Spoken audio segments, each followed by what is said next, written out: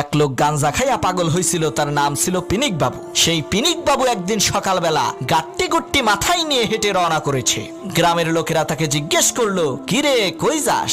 পিনিক বাবু বলল, আমি ঢাকা যাই। লোকেরা বলল, যাক আপদ একখান বিদায় হইল। পরের দিন সকালবেলা গ্রামের মানুষ ঘুম থেকে উঠে দেখে পিনিক বাবু বাড়িতে।